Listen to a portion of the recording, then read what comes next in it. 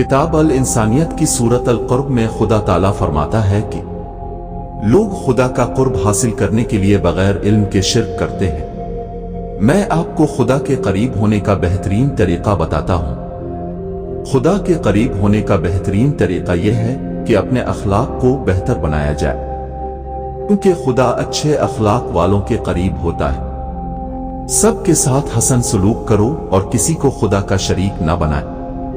अंधी तकलीद से बचो, क्योंकि हर गुमराही नेक नियत और नेकी से शुरू होती है।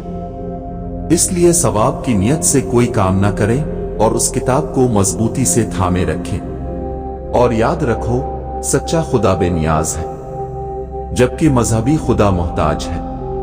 और सच्चा खुदा आपके कामों में दखल नहीं देता, जबकि मजहबी खुदा आपके तमाम कामों में मुदाखलत करता है। ताहम अब इस पर गौर नहीं करते।